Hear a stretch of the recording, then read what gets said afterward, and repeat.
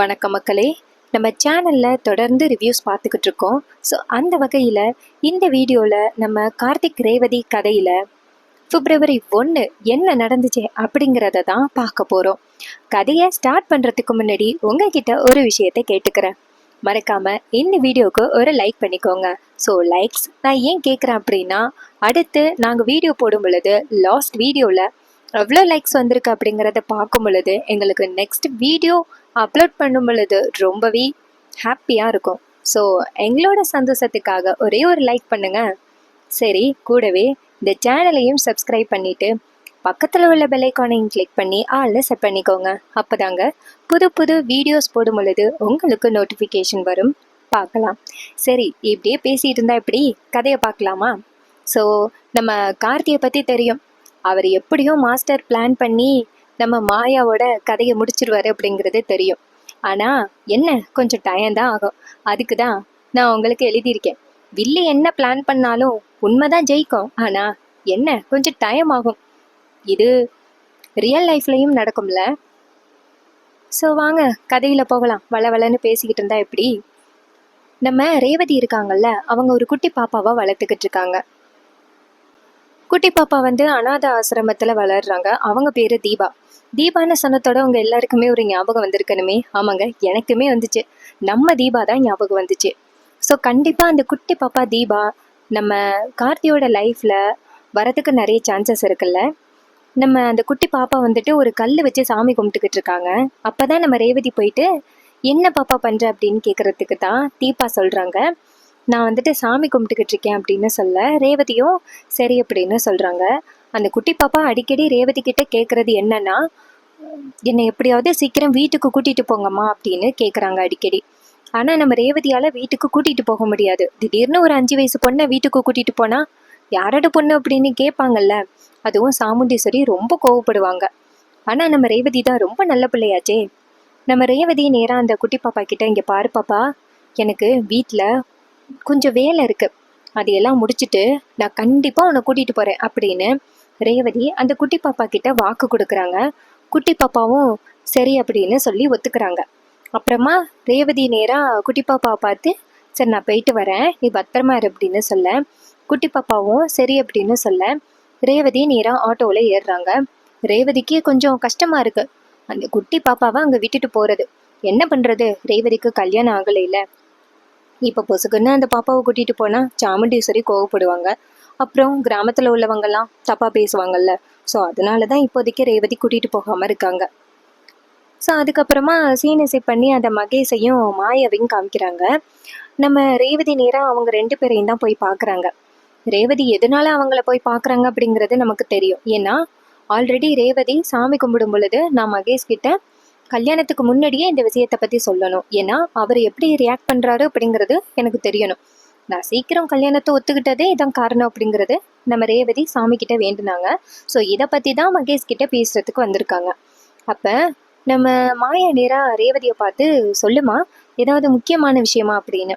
அப்போ நம்ம ரேவதி சொல்கிறாங்க, ஆமாங்க, ரொம்ப முக்கியமான விஷயத்தை பற்றி தான் நான் பேச வந்திருக்கேன் அப்படின்னு ரேவதி சொல்கிறாங்க. முக்கியமான விஷயமா அப்படின்னு கேட்டதோட மாயாவுக்கு பயம். ஏன்னா மாயாவும் மகேஷும் தொடர்புல இருக்கிறது அந்த கார்த்திக்கு தெரிஞ்சு போச்சு. ஒருவேளை அவன் தான் ரேவதி கிட்ட ஏதாவது சொல்லி ரேவதியை நம்ம கிட்ட கேட்க சொல்லியிருப்பானோ அப்படிங்கிறது நம்ம மாயாவுக்கு பயம். அப்ப மாய நேர ரேவதியை பார்த்து, ரேவதி என்ன முக்கியமான விஷயமா இருந்தாலும் சொல்லு அப்படின்னு தான் கேட்குறாங்க.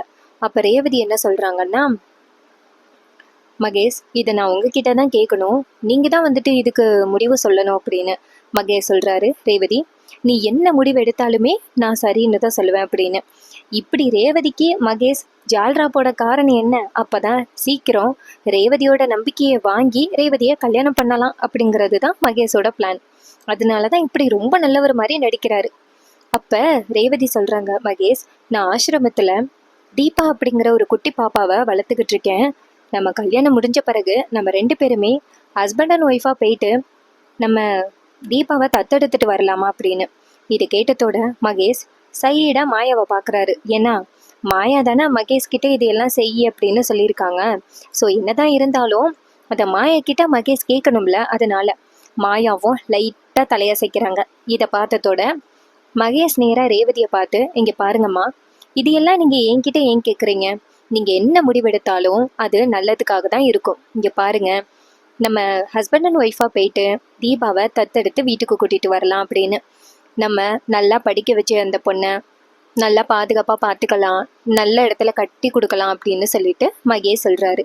இது கேட்டதோட ரேவதிக்கு அப்படியே சந்தோஷம் தாங்க முடியல.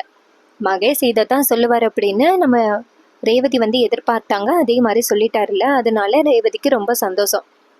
அப்போ ரேவதி நேராக மகேஷை பார்த்து, நீங்கள் இப்படி சொல்லுவீங்கன்னு நான் எதிர்பார்க்கவே இல்லை, ரொம்ப தேங்க்ஸ் மகேஷ் அப்படின்னு. அப்போ மகேஷ் சொல்கிறாரு, இதுக்கு எதுக்கு ரேவதி தேங்க்ஸ் சொல்கிற அப்படின்னு. மாயா சொல்கிறாங்க, இந்த மாதிரி யாருக்கு தான் என்ன வரும்? உன்ன மாதிரி நிறைய பேர் இருந்தாங்கன்னா அனாதை ஆசிரத்துக்கு இடமே இருக்காது அப்படின்னு ரேவதியை ரொம்ப புகழ்ந்து பேசுகிறாங்க மாயா. உடனேயே ரேவதி நேராக மாயாவை பார்த்து, நீங்கள் 2 பேரும் எனக்கு இவ்வளோ ஆதரவாக இருப்பீங்கன்னு நான் எதிர்பார்க்கல அப்படின்னு. அப்போ ரேவதி சொன்னதை கேட்டுட்டு மாயாவும், எனக்கு என்ன பயம்னா ஒரே ஒரு பயம்தான் அப்படின்னு. அப்போ ரேவதி கேட்குறாங்க, என்ன பயம், என்னாச்சுன்னு சொல்லுங்க, நான் சரி பண்ண முடியுமான்னு பார்க்குறேன் அப்படின்னு.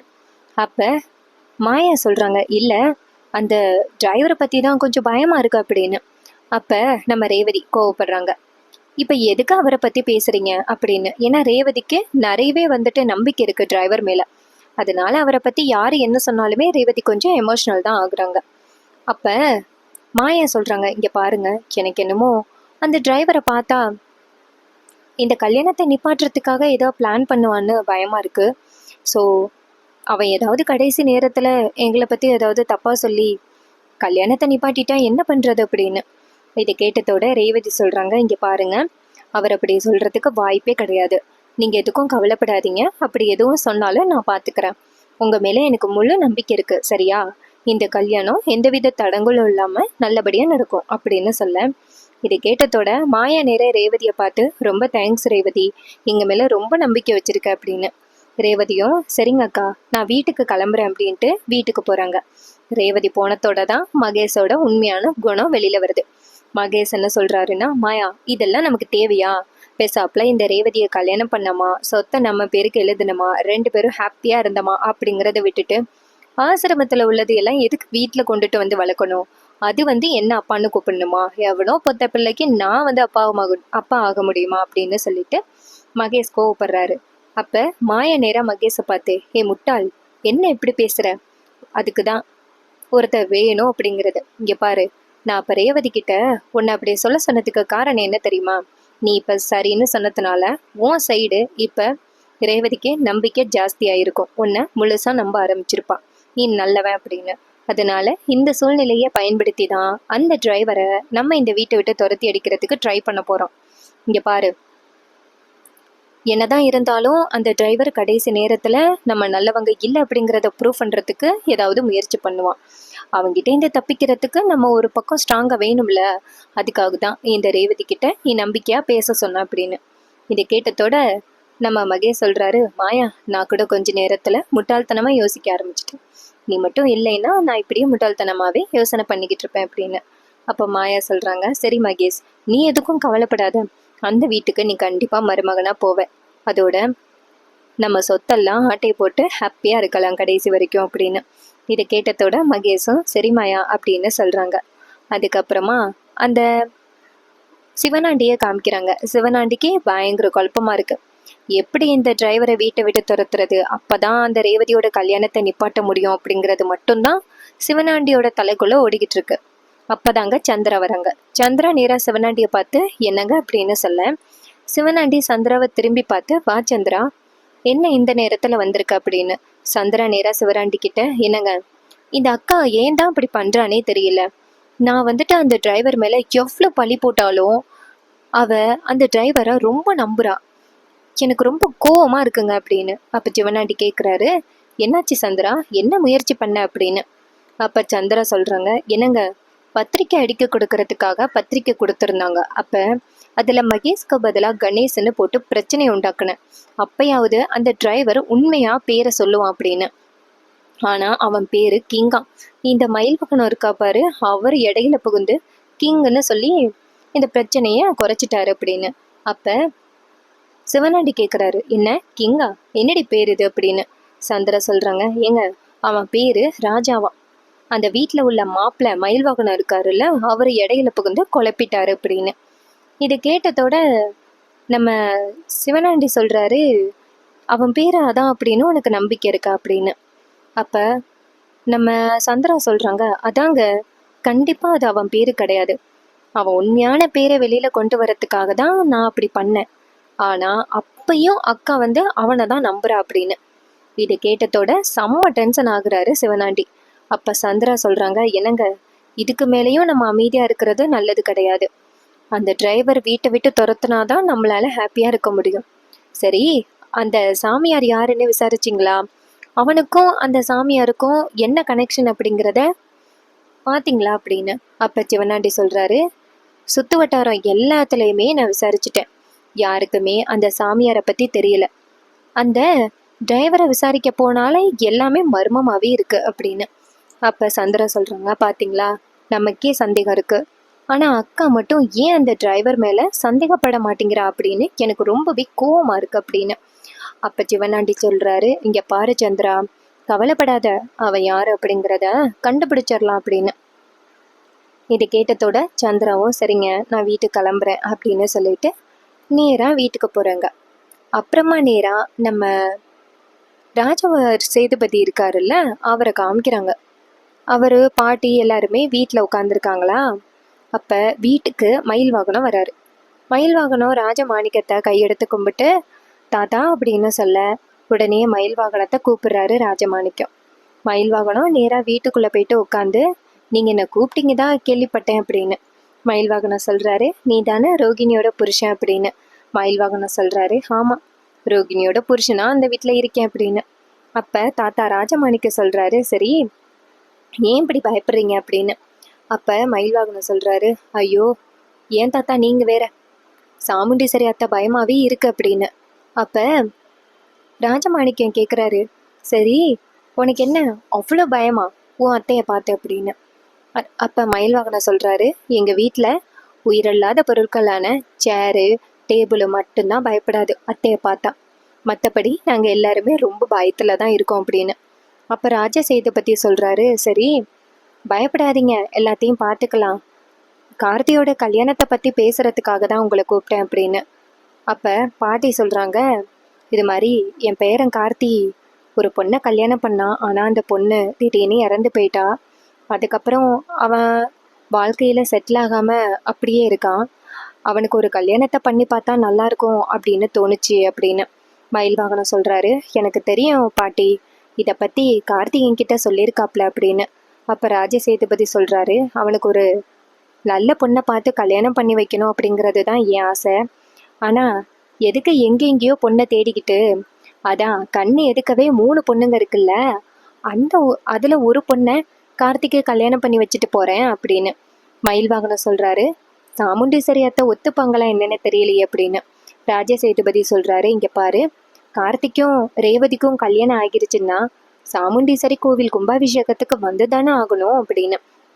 மயில் வாகனம் சொல்கிறாரு, இதெல்லாம் எப்படி நடக்கும் அப்படின்னு. அப்போ ராஜ சேதுபதி சொல்கிறாரு, இங்கே பாரு, நீ மட்டும் இதை நிறைவேற்றின உனக்கு 1000 ஏக்கர் நிலத்தை எழுதி வைக்கிறேன் அப்படின்னு. இதை கேட்டதோட மயில் வாகனம் அதிர்ச்சியாகி கீழே விழுகிறாரு. அப்போ பாட்டி அதிர்ச்சியாகி, ஏப்பா என்னாச்சு அப்படின்னு சொல்ல, அப்போ மயில் வாகனம் சொல்கிறாரு, ஐயோ 1000 ஏக்கர்னா எவ்வளோ தெரியுமா, அவ்வளவுமா, சுற்றி வர்றதுக்கு 1 வாரம் ஆயிருமே, அவ்வளவையும் எனக்கு எழுதி வைக்க போகிறீங்களா அப்படின்னு. அப்போ ராஜ சேதுபதி சொல்கிறாரு, அது மட்டும் இல்லை, உன்னை இந்த ஊரோட நாட்டாமையாக மாற்றிடுவேன் அப்படின்னு. அப்போ மயில் வாகனம் சொல்கிறாரு, நான் இந்த வீட்டோட நாட்டாமா அப்படின்னா யாராவது நம்புவாங்களா? கண்டிப்பாக நம்ப மாட்டாங்க அப்படின்னு. அப்போ ராஜ சேதுபதி சொல்கிறாரு, இங்கே பாரு, நான் சொன்னால் எல்லாரும் கேட்டு தானே ஆகணும், நீ தான் இனிமே இந்த ஊரோட நாட்டாம அப்படின்னு. இது கேட்டதோட மயில் வாகனம் யோசிக்க ஆரம்பிக்கிறாரு. என்னன்னா மயில் வாகனம் நாட்டாம மாதிரி வெளியில் வர மாதிரி காமிக்கிறாங்க. ஒரு 6 பேர் நம்ம மயில் வாகனத்துக்கிட்ட நீதி கேட்கறதுக்காக நிற்கிறாங்க. ஒருத்தர் அழுதுகிட்டே, ஐயா இவங்க என்னை வீட்டோட மாப்பிள்ளையா ஆக்க பார்க்குறாங்க அப்படின்னு. உடனே பொண்ணு வீட்டில் சொல்கிறாங்க, வீட்டோட மாப்பிள்ளையா இருக்கிறதுல அவங்களுக்கு என்ன கஷ்டம் அப்படின்னு. அப்போ மயில் வாகனம் சொல்கிறாரு, வீட்டோட மாப்பிள்ளையா இருக்கிறதுல என்ன கஷ்டமா, அவங்கள ஒரு மனுஷனா கூட மதிக்க மாட்டீங்க, காசு கொடுப்பீங்க ஆனால் நாயா பார்ப்பீங்க, அவனுக்கு மரியாதை கொடுக்க மாட்டீங்க, தூக்கத்தில் காலை தூக்கி போட்டால் எட்டி மிதிப்பீங்க.